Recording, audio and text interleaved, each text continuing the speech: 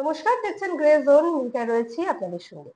আজকের এপিসোডটা একটু সিরিয়াস বিষয় নিয়ে। আজকে আমাদের সঙ্গে রয়েছেন অধ্যাপক এবং বিশিষ্ট রাজনৈতিক বিশ্লেষক বিশ্বজিৎ দাস। তার সাথে আমরা আলোচনা করব আসন্ন নির্বাচন, 26-এর যে আসন্ন বিধানসভা ভোট, তাই নিয়ে। ভোট নিয়ে কিন্তু এখন থেকেই বেশ জল্পনা কল্পনা শুরু হয়ে গেছে, এবং তার সঙ্গে যেটা সবচেয়ে উল্লেখ্য, দল বদলের খেলাটাও কিন্তু বেশ ভালো মতোই জমে উঠেছে। এই নিয়ে আজকে আমাদের এপিসোড হবে। আমাদের সঙ্গে রয়েছেন স্যার। নমস্কার স্যার, নমস্কার। গ্রেজনের পর্দায় আপনাকে স্বাগত। প্রথমে যে প্রশ্নটা করব, 26-এর ভোটের আগে তো বেশ অনেক কিছু ঘটনাই ঘটে গেল। একদিকে এই বাংলাদেশি রোহিঙ্গা বেছে তাড়ানোর ঘটনা চলছে, তার মধ্যে এখনো বছর ঘুরেছে সবে অভয়াকাণ্ড এবং সন্দেশখালী ঘটনা। তো এইরকম যে এত ধরনের কিছু ঘটে চলেছে, এর থেকে কি মনে হচ্ছে 26-এর ভোটের ইকুয়েশনটা কি থাকবে? 26-এর ভোটের প্রথম ইকুয়েশন হচ্ছে যে যে ইস্যুগুলোর কথা তুমি বললে তার কোনোটাই 26-এর ভোটে ইস্যু হবে না। যে কথাটা দিয়ে তুমি শুরু করলে, বাংলা বাঙালি রোহিঙ্গা, এটা 26-এর ভোটে ইস্যু হয়ে গেছে ইতিমধ্যে।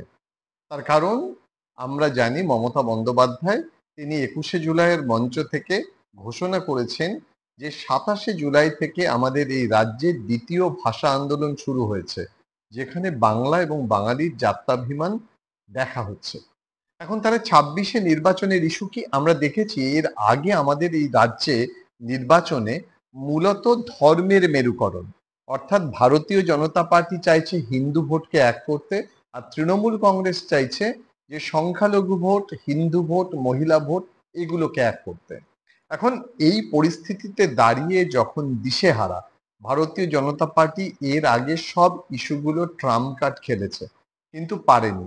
এই রাজ্যে দখল নেওয়ার জন্য এবার তারা নতুন ট্রাম্প কার্ড ছাড়ছে, যেটা বিহারে ইতিমধ্যে হয়েছে।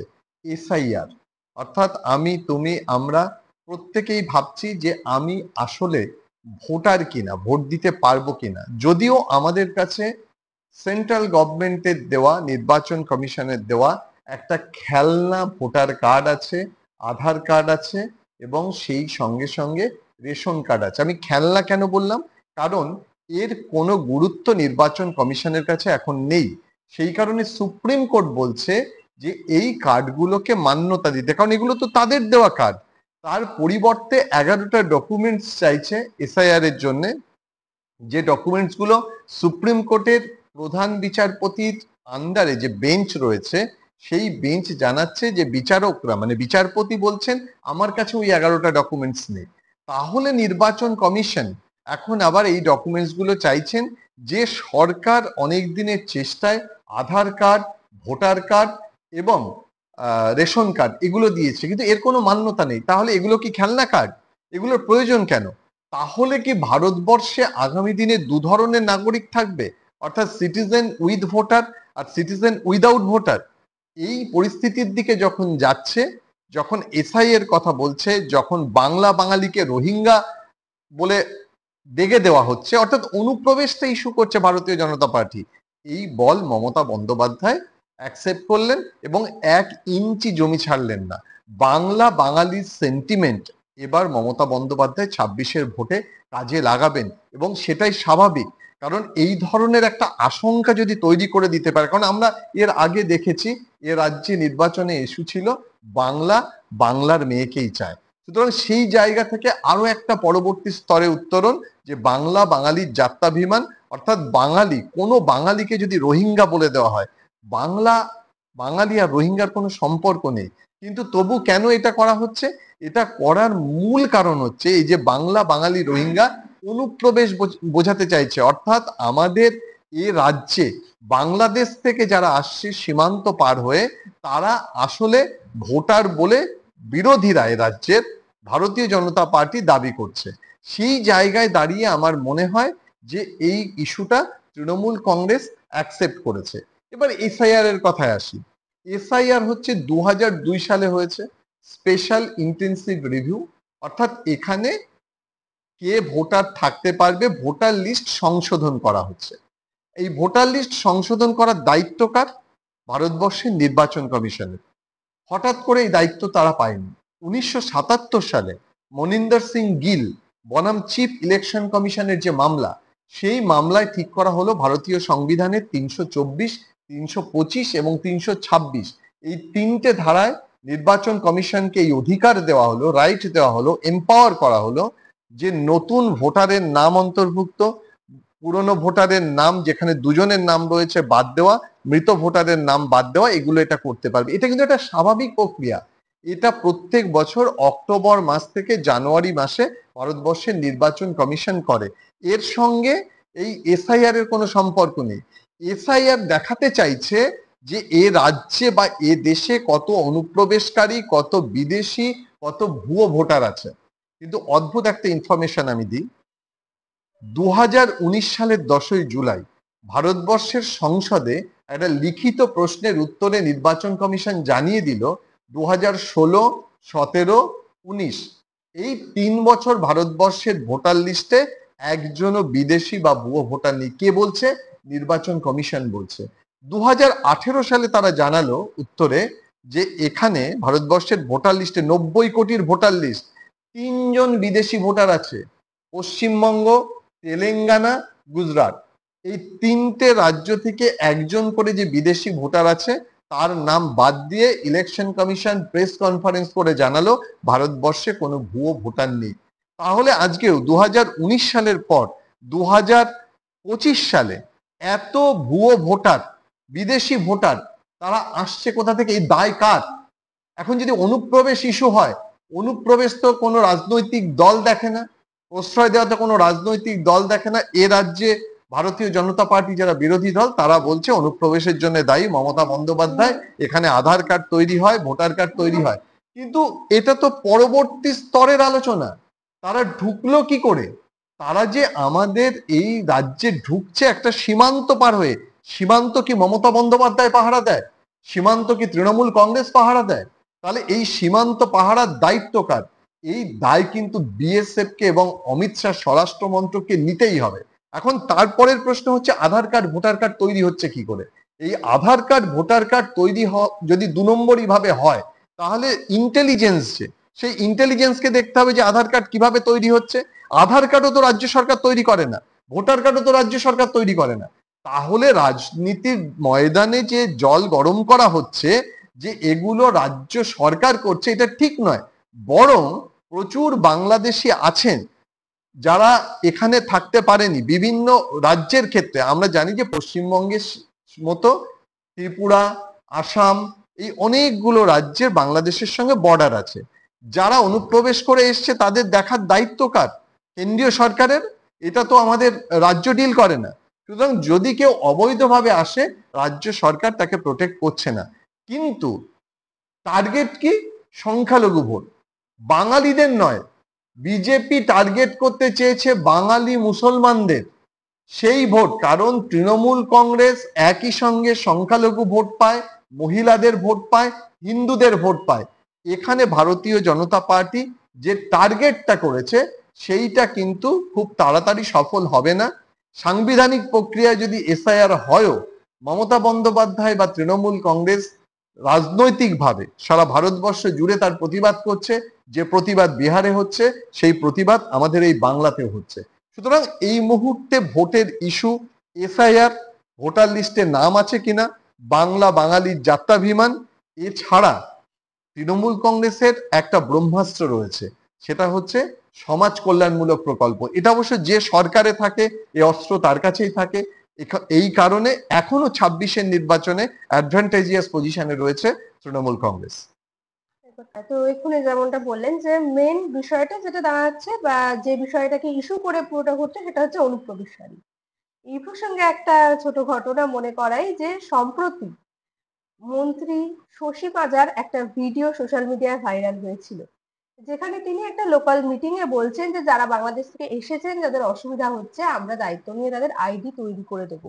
এই বিষয়টাকে কেমন করে ব্যাখ্যা না, করেন? এটা শশী পাজার না, অন্য একজন তৃণমূল কংগ্রেসের এমএলএ এরকম একটা ভিডিও আছে বাজারে। তিনি বলেছিলেন, মানে খুবই আঞ্চলিক স্তরের একজন নেতা, তিনি বলছিলেন যে তিনি তৈরি করে দেবেন বা দেখাবেন। আসলে এটা যদি হয়ে থাকে, আমি একটু আগে বলছিলাম, এর দায় শুধু তৃণমূল কংগ্রেস নেবে কেন? তা ধরুন যে আমি যদি বলি যে আমি আপনারা আসুন 5,000 জন, আপনাদের ভোটার কার্ড আধার কার্ড আমি তৈরি করে দেবো, তার মানে আমার একটা সরকারের দরকার নেই, আমি তো নিজে তৈরি করে দিতে পারছি। তাহলে সাইনিং অথরিটি এবং অ্যাপ্রুভ করা অথরিটি কি? সরকার। তার মানে সরকারের মেকানিজম ফেলিওর, তাদের ইন্টেলিজেন্স ফেলিওর। সুতরাং কোন একদম আঞ্চলিক স্তরের লোকাল কোন নেতা কি বললো, এতে একটা সামগ্রিকভাবে দল বা কোনো একটা সরকারকে ডেকে দেওয়া যায় না। হতে পারে কোথাও একটা বিচ্ছিন্ন ঘটনা ঘটেছে, কিন্তু হয় না। এবং এটা নিয়ে রাজনৈতিক লড়াই হয় না। রাজনীতি বা আইনের কথা হলে কখনোই কোনো রাজনৈতিক দল কোনো ব্যক্তি এই ভোটার কার্ড আধার কার্ড দিতে পারে না। তাহলে ভারতবর্ষে গণতন্ত্রের দরকার কি? ভারতবর্ষে গভর্নেন্সের দরকার কি? তাহলে তো সাধারণ মানুষ এগুলো তৈরি করে দেবে। 26-এর ভোটে মূল বিরোধী হিসেবে কি তাহলে বিজেপির মুখটাই উঠে আসছে? বামেদের পজিশনটা কি থাকছে? বামেদের দেখুন, আমি কিছুদিন আগে বলছিলাম, বামেদের একটা বিষয়ে আমার মানে তুমুল বিরোধিতা আছে। কারণ একটা সময় বামেরা এ রাজ্যে রাজনীতি করেছে কংগ্রেসের বিরুদ্ধে। তারা রাজীব গান্ধীর সময় বলেছে গলি গলি মে শোর হ্যায়, রাজীব গান্ধী চোর হ্যায়। কংগ্রেস তার বিরোধী দল। রাজনীতিতে আমরা জানি কোনো নীতি বলে কিছু নেই। রাজনীতি বলছি, কিন্তু রাজনীতিতে নীতি নেই। তার কারণ যে কংগ্রেসের বিরুদ্ধে বিরোধিতা করলো 2025 সালে, ইন্ডিয়া জোট তৈরি হচ্ছে, সেখানে কংগ্রেসের সঙ্গে আছে। পশ্চিমবঙ্গে কংগ্রেসের সঙ্গে জোট আছে। আবার এই রাজনৈতিক দল ভেবে দেখুন, দুটো কিন্তু জাতীয় national political party. Trinamool Congress national political party নয়, তারা আঞ্চলিক দল। কিন্তু এই যে জাতীয় রাজনৈতিক দল, তারা পশ্চিমবঙ্গে দোস্তি তাদের, আর কেরালাতে তাদের কুস্তি। কেরালাতে আবার সরাসরি বিরোধিতা করছে কংগ্রেস এবং বামেরা। তাহলে কোথায় রাজনৈতিক আদর্শ? এ তো পলিটিক্যাল হিপোক্রেসি। তারপরেও এ রাজ্যে বিভিন্ন আন্দোলনের, একটু আগে আপনি বলছিলেন আরজি কর আন্দোলন, অভয়ার বাবা বলেছে যে বামেরা হাইজ্যাক করেছে এই আন্দোলন। আজকে এই যে বামেরা একটা আন্দোলনের গতিপথ হারিয়ে দিল, ইস্যু কোথায়? তারা রাস্তায় নেমেছে। ভারতীয় জনতা পার্টি তো কয়েকটা ইস্যুতে তাও নেমেছে। সুতরাং এটা মনে রাখতে হবে, বিকল্প হিসাবে কংগ্রেস বা সিপিএম, তারা যতক্ষণ না একটা ইস্যু নিয়ে আসতে পারছে। কি বলছে তারা? তারা এত বছর ধরে যা বলে আসছে, ধর্মনিরপেক্ষতা, চাকরি চাই, অন্ন চাই, বাসস্থান চাই, এই কথা আর মানুষ শুনছে না। মানুষ যখন ভোট দিতে যায়, তাদের সিঙ্গেল পয়েন্ট এজেন্ডা মাথায় রাখে। সুতরাং এই মুহূর্তে যতক্ষণ না নতুন এজেন্ডা হবে, দল সংগঠন মজবুত করবে, পথে নামবে, মানুষের পাশে থাকবে, তার আগে কিন্তু তারা তেমন ভাবে জমি অধিগ্রহণ করতে পারবে না। এখানে আমরা দেখছি পশ্চিমবঙ্গে বাইপোলার পলিটিক্স। কারণ একদিকে হিন্দুত্বের ভোটটা বা হিন্দুদের ভোটটাকে এক করার চেষ্টা করছে ভারতীয় জনতা পার্টি, আর ধর্মনিরপেক্ষতার যে কনসেপ্ট, সেটা তৃণমূল কংগ্রেস এবং সংখ্যালঘুদের নিয়ে তৃণমূল কংগ্রেস এগোচ্ছে, সেই ভোটটা তাদের রয়েছে। মাঝখানে বিরোধী দল হিসাবে দাগ কাটতে পারছে না কংগ্রেস এবং বামেরা। সুতরাং এ রাজ্যে 26-এর নির্বাচনে মূল লড়াই কিন্তু দু জায়গায়। যদিও উত্তরবঙ্গে যেখানে ঘাঁটি ছিল বিজেপির, তারা সাংগঠনিকভাবে দুর্বল হয়েছে। দক্ষিণবঙ্গে তৃণমূল কংগ্রেস শক্তিশালী, কিন্তু বামেরা আলাদা করে জায়গা তৈরি করতে পেরেছে বা এই মুহূর্তে কোনো ইস্যু নিয়ে এসছে এমন নয়। কংগ্রেসও যে খুব একটা ইস্যু নিয়ে এসছে, কিন্তু কংগ্রেসের আহ, ভারতীয় প্রেক্ষাপটে যদি আজকে আপনি ইন্ডিয়া জোটের কথা বলেন, এ রাজ্যের কথা বাদ দিয়ে, তাহলে দেখতে হবে ভারতবর্ষে কিন্তু কংগ্রেস ছাড়া বিকল্প কিছু ভাবা যাচ্ছে না। কারণ কংগ্রেসকে রেখে ইন্ডিয়া জোট তৈরি হয়েছে।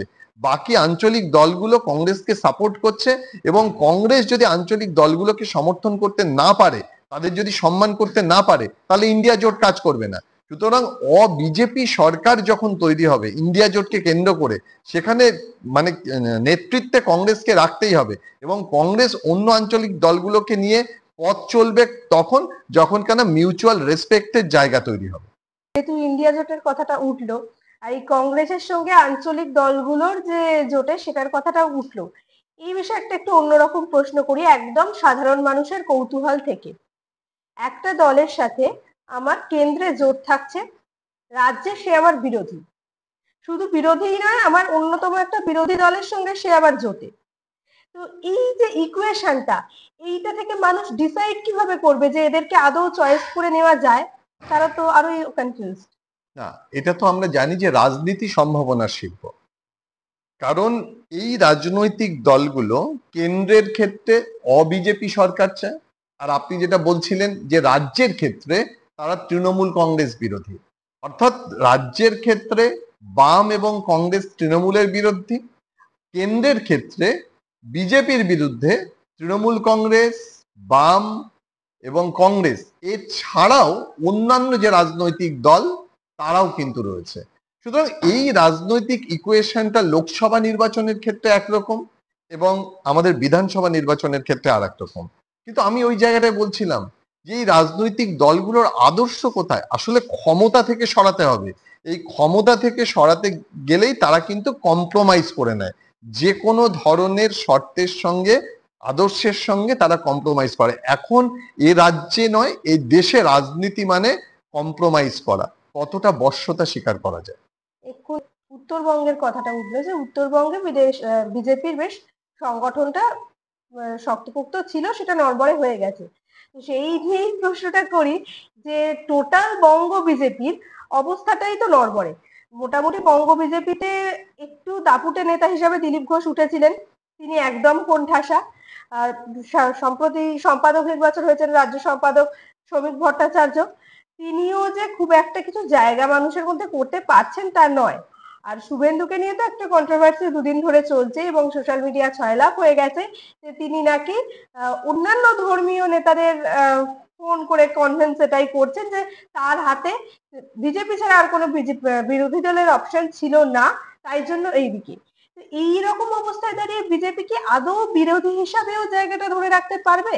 এইটা বিজেপির কিন্তু একটা সাংগঠনিক দুর্বলতা। ভেবে দেখুন, একটা মুখ চাই, আপনি যাই বলুন, আমাদের এ রাজ্য মুখ দেখে অভ্যস্ত। তৃণমূল কংগ্রেসের মুখ, যত নেতা মন্ত্রী থাকুক, মমতা বন্দ্যোপাধ্যায়, তার নামে ভোট হয়। আপনি দেখেছেন এর আগে এ রাজ্যে যখন ভারতীয় জনতা পার্টি ভোট করেছে, মুখ নরেন্দ্র মোদী, তাকে আসতে হয়েছে বারবার, কেন্দ্রীয় নেতাদের আসতে হয়েছে। এই মুহূর্তে দাঁড়িয়ে রাজ্য বিজেপির ভিতরে এত আন্ডার কারেন্ট, এতগুলো লবি। আজকে ভাবুন তো, কালকে নবান্ন অভিযান হয়েছে, কালীঘাট অভিযান হয়েছে, দিলীপ ঘোষকে কোথাও দেখেছেন? আজকে দিলীপ ঘোষের ক্ষেত্রে রাজনীতিতে যেটা করা হলো, এটা অত্যন্ত নোংরা একটা খেলা। তার ব্যক্তিগত জীবন, তার পরিসর কারা নিয়ে এলো? এটা বিরোধী দল আনেনি। কারণ ভারতীয় জনতা পার্টিরই বঙ্গ বিজেপির একটা লবি বলছে যে এই মানে একটা লবিকে চিহ্নিত করছে অনেকে যে এটা তাদের কাজ। সুতরাং এটা কখনো না। এবং আপনি বলছেন বঙ্গ বিজেপি, সুকান্ত লবি একটা, শুভেন্দু লবি একটা, দিলীপ ঘোষ লবি একটা, এই প্রত্যেকের লবি দেখতে গিয়ে যে যার মতো নাম্বার বাড়াবে কেন্দ্রের কাছে, বঙ্গ বিজেপি একটা অসহায় জায়গায় চলে এসছে। সুতরাং তাদের একটা সামগ্রিকভাবে এক হয়ে কাজ করা, সেটা কিন্তু দেখতে পাচ্ছি না আমরা। কারণ বঙ্গ বিজেপির সামনে ইস্যু কি আছে এখন? এই মুহূর্তে ইস্যু হচ্ছে এসআইআর, যখন সব ব্যর্থ হয়েছে। মনে থাকবে আপনার, এর আগে বঙ্গ বিজেপির যে ইস্যু ছিল তার সঙ্গে রাজ্যের ইস্যুগুলোকে মেলানো যায়নি। তার কারণ তৃণমূল কংগ্রেস, মনে থাকবে 21-এর নির্বাচনে কি করেছে? কেন্দ্রীয় বঞ্চনা, এটা একটা বড় ইস্যু ছিল। বাঙালি সেন্টিমেন্ট একটা ইস্যু ছিল। 100 দিনের কাজ, আবাস প্রকল্প, এই সব বিষয়। কিন্তু বিজেপির কাছে কি ইস্যু ছিল? দুর্নীতি। সেই দুর্নীতির অস্ত্র দিয়ে বঙ্গ বিজেপি কিন্তু তৃণমূলকে ঘায়েল করতে পারেনি। বরং মমতা বন্দ্যোপাধ্যায় এর পাশাপাশি সমাজ কল্যাণমূলক প্রকল্প, উত্তরে কেন বলছি জমি অনেক শক্তিশালী হয়েছে, কারণ উত্তরে কিন্তু কোনো শিল্প নেই। চা শিল্প আছে, সেখানে চা শ্রমিকদের অবস্থা দিনের পর দিন খারাপ হচ্ছে। কারণ উত্তরে ম্যাক্সিমাম যারা লেবার, তাদের নির্ভর করে 100 দিনের কাজের উপরে। সেই 100 দিনের কাজের টাকা কেন্দ্র দিচ্ছে না, রাজ্য সরকার টাকা দেবে এবং দিয়েছে। এইটা বলাতে ওইখানে কিন্তু একটা বড় ভোট একত্রিত হয়েছে।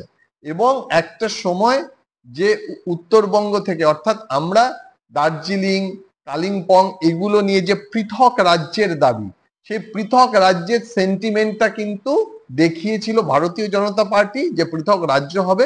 কিন্তু সেটা সম্ভব নয় পশ্চিমবঙ্গের যে ডেমোগ্রাফি সেখানে। সেই কারণে সেই জায়গা থেকেও তারা সরে আসছে। এই উত্তরবঙ্গের মানুষের যে রুজি রোজগার, এর সঙ্গে যে ইস্যুগুলো রয়েছে সেটা তৃণমূল কংগ্রেস ফোকাস করছে। সেই কারণে আদিবাসীদের জন্য নানা প্রকল্প, চা শ্রমিকদের জন্য নানা প্রকল্প, এই সামাজিক প্রকল্পই হচ্ছে তৃণমূল কংগ্রেসের তুরুপের তাস। আর এখানেই পিছিয়ে যাচ্ছে বঙ্গ বিজেপি। উত্তরের ঘাঁটি কিন্তু আস্তে আস্তে নরম হচ্ছে। বেশ, সামাজিক প্রকল্পের কথাটা যখন উঠলোই তখন একটু কন্ট্রোভার্সিয়াল একটা প্রশ্ন করি। ডিএ বাকি, শিক্ষকদের ছাঁটাই হয়েছে, কিন্তু এদিকে ভাতা চলছে। তাহলে আসলে ভোট কি টানছে, সামাজিক প্রকল্প নাকি ভাতা? না, এইখানে একটা অর্থনীতির ইকুয়েশন আছে। ডিএর অর্থনীতি, ডিএর মামলা আলাদা বিষয়, আর এর সঙ্গে সামাজিক প্রকল্প আলাদা বিষয়। কেইনস এবং পিকেটি, দুজন অর্থনীতিবিদ, তারা বলছেন যে প্রান্তিক মানুষের হাতে টাকা দিতে হবে। প্রান্তিক মানুষের হাতে যদি টাকা না দেওয়া যায় তাহলে সেই টাকাটা রোলিং হবে না। কিন্তু এর পাশাপাশি তারা বলছেন শুধু প্রান্তিক মানুষের হাতে টাকা দিলে হবে না, শিল্পের ব্যবস্থাও করতে হবে, অন্যান্য সোর্স রাষ্ট্রের সেটা বাড়াতে হবে। যখন এই যে brief history of equity, Thomas Piketty যখন বলছেন গরিব মানুষের হাতে পয়সা দাও এবং সেই সঙ্গে সঙ্গে সমতা আনার জন্যে টাকা উপার্জন করতে হবে শিল্পের মাধ্যমে, অভিযোগ উঠছে সেই শিল্প কোথায়? কিন্তু একটা কথা আমি বলে দিই, যে প্রান্তিক মানুষ সেই টাকা পেয়ে সেই টাকাটা তো আমার এই রাজ্যে, আমার এই দেশে রোলিং হচ্ছে। আর শিল্প, বৃহৎ শিল্প এখানে হয়নি, যেটা দ্বিতীয় পঞ্চবার্ষিকী পরিকল্পনার সময় প্রশান্ত চন্দ্র মহলানবিশের জামানায় হয়েছে। কিন্তু আজকে পশ্চিমবঙ্গ ক্ষুদ্র এবং মাঝারি শিল্পে, এমএসএমই, দেশের মধ্যে প্রথম। অর্থাৎ সেখানে অনেক মানুষ বিনিয়োগ করতে পারছে। 9 লক্ষ ক্ষুদ্র এবং মাঝারি শিল্প তৈরি হয়েছে, 24,000 কোটি টাকা বিনিয়োগ হচ্ছে। এইখানে অর্থনীতিটা বুঝতে হবে। অর্থাৎ যারা প্রান্তিক মানুষ তারা কিন্তু দিনের শেষে হাতে টাকা পাচ্ছে, সেই টাকা তো সে জমিয়ে রাখছে না, সেই টাকা সে খরচা করছে, রাষ্ট্রের অর্থনীতিকে সচল লাগছে। এবং এটা ভোটের একটা গুরুত্বপূর্ণ শর্ত। পশ্চিমবঙ্গ কেন, ল্যাডলি বেহেনে একাধিক প্রকল্প আছে বিভিন্ন রাজ্যের, তারাও তো এই একই পথ যাচ্ছে। অর্থাৎ প্রান্তিক মানুষের কাছে পৌঁছাতে গেলে এটা একটা গুরুত্বপূর্ণ পথ, বা এটা ছাড়া সার্বিক কল্যাণ বা মানুষকে একইভাবে গণতন্ত্রের মধ্যে এসে অর্থনৈতিক সমতা প্রতিষ্ঠা করা সম্ভব না। বেশ, কিন্তু এই যে শিক্ষক ছাঁটাই, এই ইস্যুটা কিন্তু বেশ শিক্ষিত মধ্যবিত্ত বাঙালির ভেতরে কিন্তু একটা নাড়া দিয়েছে।